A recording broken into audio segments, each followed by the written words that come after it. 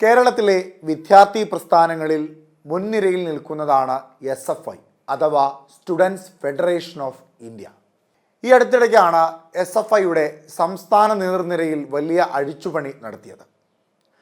രണ്ടാം പിണറായി സർക്കാരിൻ്റെ കാലത്തും SFIയുടെ തൊട്ടുമുമ്പുള്ള നേതൃനിരയുടെ കാലത്തും സംസ്ഥാന നേതാവായ ആർഷോ അദ്ദേഹത്തിൻ്റെ നേതൃത്വത്തിൽ നടന്ന പല സമരപരിപാടികൾ, SFIയുടെ പല രീതികൾ, അവയെല്ലാം പരിശോധിക്കുമ്പോൾ SFI പ്രത്യക്ഷമായോ പരോക്ഷമായുമൊക്കെ ഇടത് മാതൃസംഘടനയായ CPMന് വലിയ തലവേദന ആയിട്ടുണ്ട് എന്ന തരത്തിലേക്കാണ് മനസ്സിലാക്കുവാൻ സാധിക്കുന്നത്.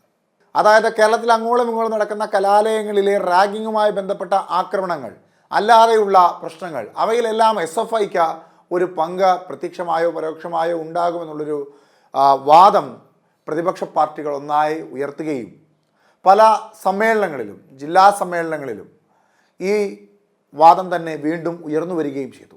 SFIയെ കൃത്യമായ രീതിയിൽ കടിഞ്ഞാണിട്ട് നിർത്തിയില്ല എങ്കിൽ അത് കൂടുതൽ ഇടതുപക്ഷത്തിന് CPMന് വലിയ തലവേദനയായി മാറുമെന്നുള്ള വാദമായിരുന്നു ഇടത് സഹയാത്രികരായ നേതാക്കന്മാരിൽ പലരും ഉയർത്തിയിരുന്നത്. SFI പോലെയുള്ള ഒരു വിദ്യാർത്ഥി സംഘടനയ്ക്ക് സ്വന്തം പാർട്ടി അധികാരത്തിലിരിക്കുന്നത് കൊണ്ട് തന്നെ പല സമരങ്ങളും പല പ്രതിഷേധങ്ങളും നടത്തുവാൻ കഴിയാതെ പോകുന്നുണ്ട്.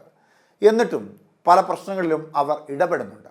പക്ഷേ എന്തോ കഴിഞ്ഞ കുറേ കാലങ്ങളായി SFIക്ക് തിരിച്ചടികൾ മാത്രമാണ് കേരളത്തിൽ നിന്ന് ലഭിക്കുന്നത്.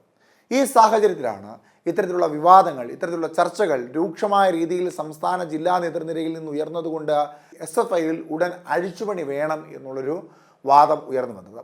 PM ആർഷോയ്ക്ക് ആദ്യഘട്ടത്തിൽ തങ്ങളുടെ തന്നെ മറ്റൊരു പ്രധാനപ്പെട്ട ഘടകകക്ഷിയായ CPIയുടെ വിദ്യാർത്ഥി സംഘടനയായ ASFൻ്റെ വനിതാ നേതാവിനെതിരെ പറയുവാൻ ആരും അറയ്ക്കുന്ന തരത്തിലേക്കുള്ള ഒരു മോശവാക്ക് ഉപയോഗിച്ചതിൻ്റെ പേരിൽ വലിയ വിവാദങ്ങൾ ഉയരുകയുണ്ടായി. അത്തരത്തിൽ നിരവധി പ്രശ്നങ്ങളാണ് SFI നേരിടേണ്ടി വന്നത്. എന്തായാലും ഇപ്പോൾ SFIയുടെ സംസ്ഥാന നേതൃനിരയിൽ വലിയ അഴിച്ചുപണി നടന്നിരിക്കുകയാണ്. അതും PM ആർഷോയ്ക്കും കഴിഞ്ഞ നേതൃനിരയ്ക്കുമെതിരെ വലിയ ആരോപണങ്ങൾ ഉയർത്തിക്കൊണ്ട് തന്നെ.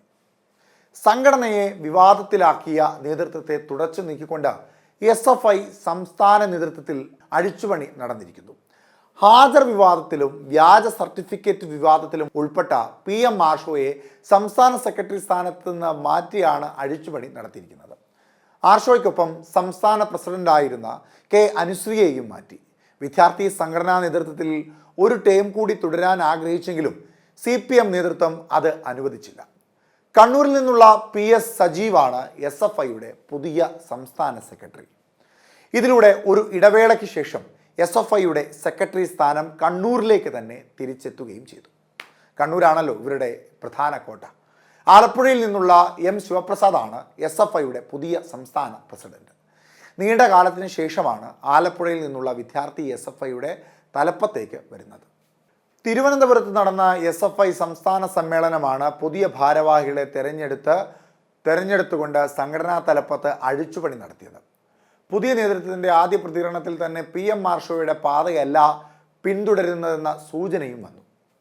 ഉന്നത വിദ്യാഭ്യാസ കൗൺസിൽ വൈസ് ചെയർമാനും ലോകമറിയുന്ന നയതന്ത്ര വിദഗ്ധനുമായ TP ശ്രീനിവാസനെ തല്ലിയ സംഭവത്തെ പുതിയ നേതൃത്വം തള്ളിപ്പറഞ്ഞതാണ് മാറ്റത്തിൻ്റെ സൂചനയായത്. TP ശ്രീനിവാസനെതിരെ മർദ്ദനം അഴിച്ചുവിട്ടത് ചെയ്യാൻ പാടില്ലാത്തതായിരുന്നു എന്നാണ് പുതിയ ഭാരവാഹികളെ സാക്ഷി നിർത്തി SFI അഖിലേന്ത്യാ പ്രസിഡന്റ് VP സാനു പ്രതികരിച്ചത്. TP ശ്രീനിവാസനെ തല്ലിയതിൽ മാപ്പ് പറയേണ്ട കാര്യമില്ലെന്നായിരുന്നു സമ്മേളന തലേന്നും PM ആർഷോയുടെ പ്രതികരണം. കേരളത്തിലെ ഏറ്റവും വലിയ വിദ്യാർത്ഥി സംഘടനയായ SFI നിരന്തരം വിവാദത്തിൽപ്പെട്ട കാലമായിരുന്നു PM ആർഷോയുടെ കാലം എന്നുള്ളതാണ് ഏറ്റവും പ്രധാനം. മഹാരാജാസ് കോളേജിലെ ഹാജർ ആക്ഷേപങ്ങളാണ് പാലക്കാട് സ്വദേശിയായ ആർഷോയെ ആദ്യം മാധ്യമ ശ്രദ്ധയിൽ എത്തിച്ചത്.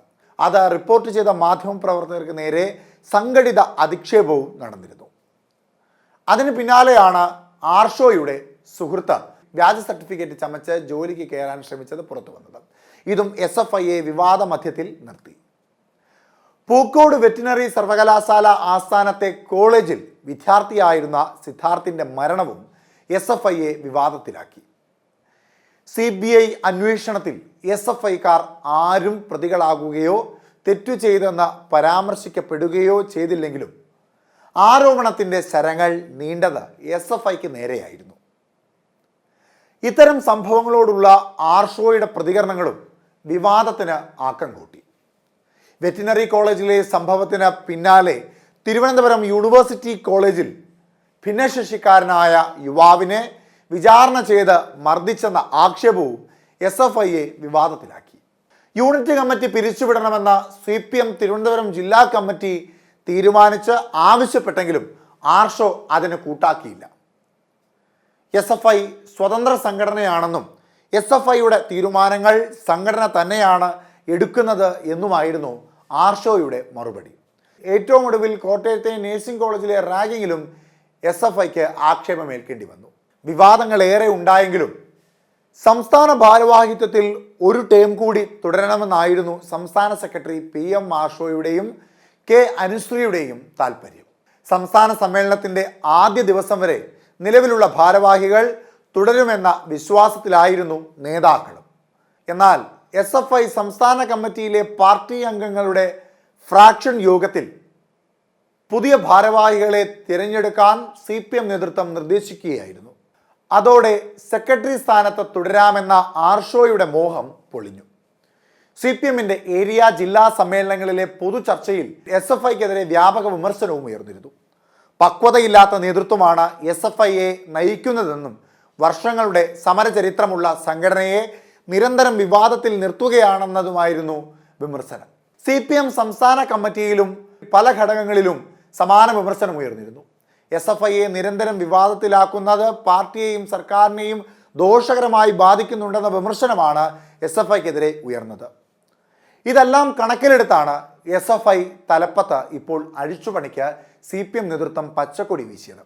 27 വയസ്സ് പ്രായപരിധി കർശനമായി നടപ്പാക്കാൻ തീരുമാനിച്ചതുകൊണ്ടാണ് പുതിയ ഭാരവാഹികൾ വന്നതെന്നാണ് നേതൃത്വത്തിൻ്റെ വിശദീകരണം.